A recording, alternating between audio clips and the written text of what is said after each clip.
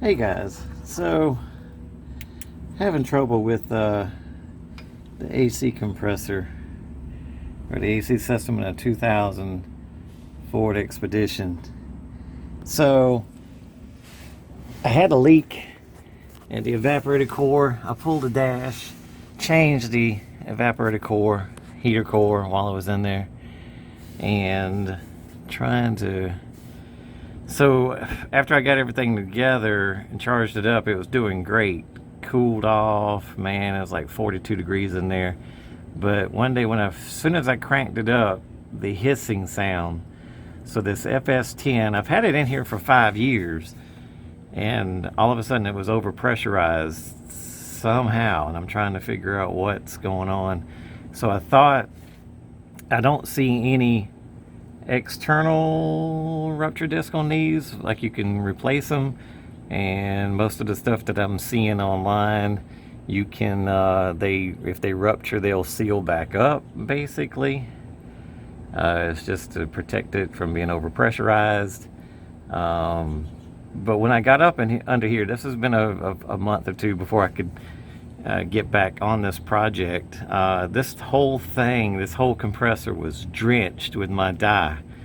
So that told me that that's where the overpressurizing is coming from. I thought I lost all the refrigerant, but as I had to get it drained out.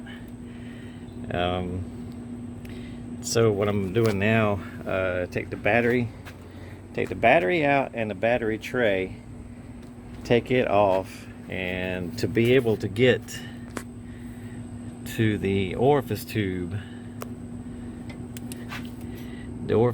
goes in right here by the dryer, but the this line, I don't know if this is the high pressure, is it the high pressure side? Anyway, if you get this off of the dryer, take it off of the dryer, you can get to the orifice tube. You can get wrenches to it. It's a 3/4 and a 7/8, and so this is the orifice tube. I'm finding out now that I should have put about 3 ounces of PAG oil in it when I did the evaporator core. So pulling the orifice tube, it looks fine. So I thought this was clogged up, maybe making it over pressurized, but it seems fine. So what I'm going to do now, since I had Freon or refrigerant in it and it didn't blow all the way out, then maybe the compressor is still good. This is what I don't know. Nothing is online about, hey, if your AC compressor ruptures and relieves some refrigerant, then is it any good? Are you still good? So I'm going to try going back with it. I bought another compressor, but this thing may still be good. So I got another orifice tube. I'll probably put that in there, and I'm supposed to have 3 ounces of PAG oil for the evaporator core, which I did not do. So that would have meant that the whole AC unit was low on PAG oil, and it may have caused it to get high pressure, I'm assuming, because this is the only other thing I know of that would make it do if this is clogged up. But the filter is fine. The orifice tube is fine. So what I'm going to do now is go back in, new orifice tube, and instead of taking the compressor off, I'm going to hook a vacuum to the low side and take the valve core out on the high side and pour about,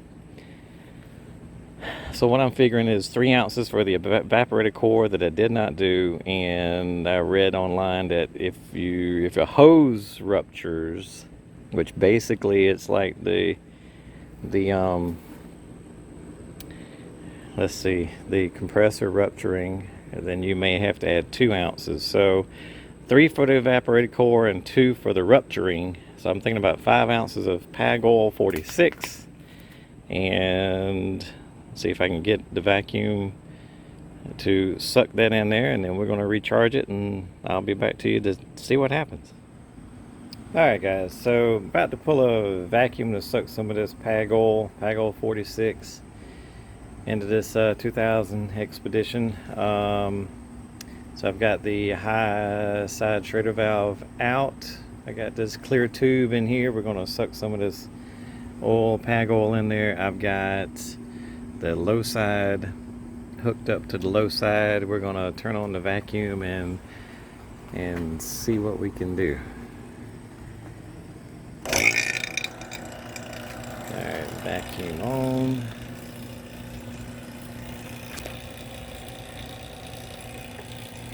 We're gonna open up the low side.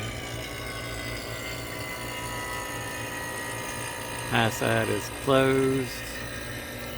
Now this is an 8-ounce bottle, and I'm thinking we did the evaporator core. We pulled the dash, put the evaporator core in there, but we did not put Pag Oil in there for the evaporator core. So looking online, it said it needs to be 3 ounces for the evaporator core.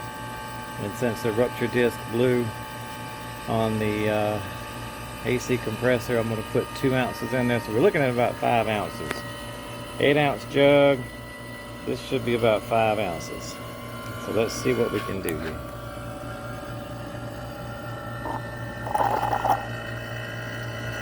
She's going to suck it down pretty quick.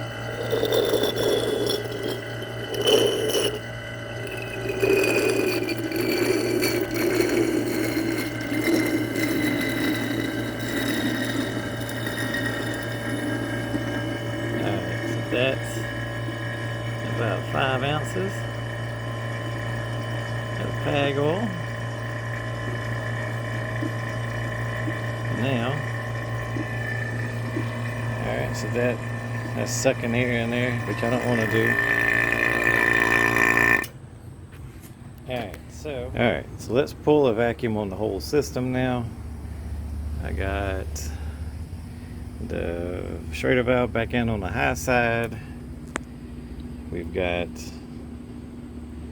let's see what we got going on. Alright, so we got the low side hooked up. Let's start turning things on. We want to pull it back in.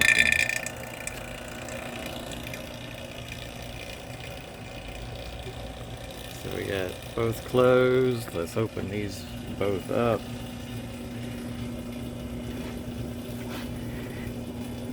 That one.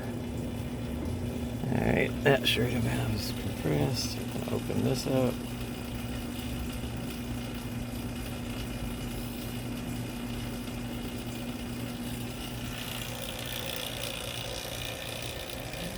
Let's see if we can open this up.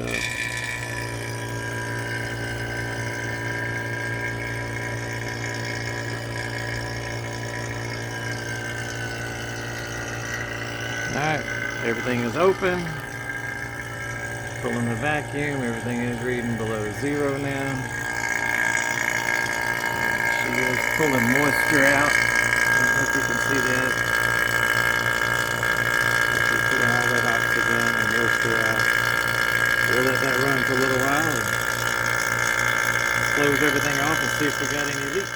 Alright, I turned the vacuum off just for a little bit, closed the valves just to see if we got any leaks all of a sudden.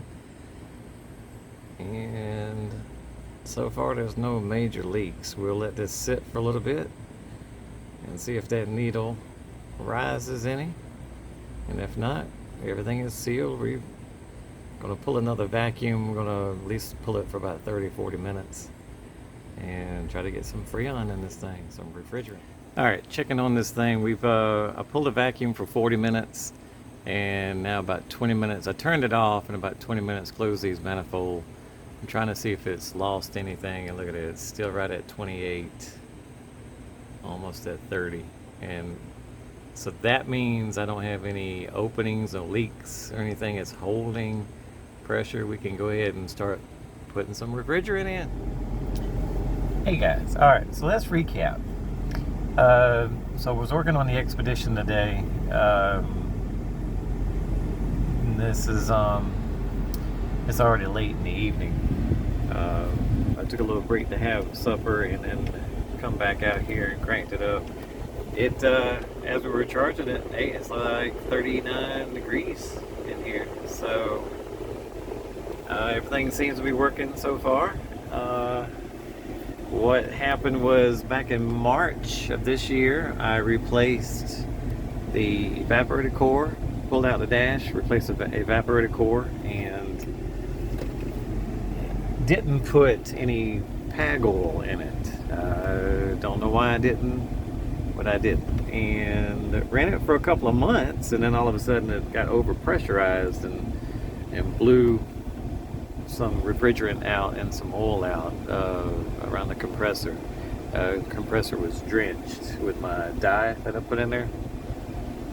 So I was thinking, online it doesn't say anything much about rupture discs or anything. I looked it up. It's the FS10.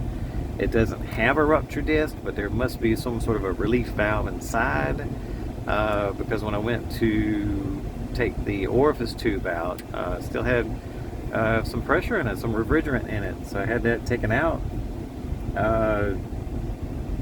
Decided to, a little bit of research I did, the compressor may seal back because since it sat for over a month, it didn't leak out any refrigerant. So well, maybe there's nothing wrong with the compressor then, possibly. So I took the orifice tube out. It was clean, and decided to, well, let's try putting, since the rupture disc or relief valve blew out some pag oil with it as well. Normally online it says if a hose busts or something, you can put maybe 2 ounces of pag oil back in. The evaporator core requires 3 ounces, so what I ended up doing was putting 5 ounces of pag oil in it and putting a vacuum on it, and no leaks. It didn't leak down, and decided to put some refrigerant in it. It calls for, with the rear AC, it calls for 62 ounces. Each can is 12 ounces, so I only put about 4 in it. The third and fourth can, I was getting about 40 degrees during the day, and it was like 95, 99 degrees here in South Carolina, so I decided to stop at the fourth can. That's about 48 ounces, so, and it's doing fine, so I'm going to see what happens, and hopefully we won't blow a rupture disc, but I'll keep you guys updated. If I blow another rupture disc or the relief valve releases, then possibly something may be wrong with that compressor. But now that I've added 5 ounces of pag oil, hopefully she's lubed up and everything.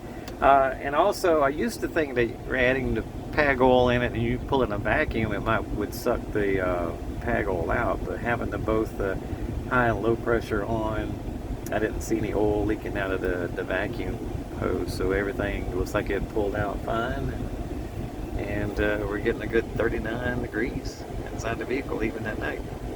During the day it was still about 39 degrees, then I turned off everything, went inside and came back out, and it's about 9:30 at night and she's still pumping about 39 degrees, so it feels good in here. Hope this helps somebody. Comment if you'd like. See you later.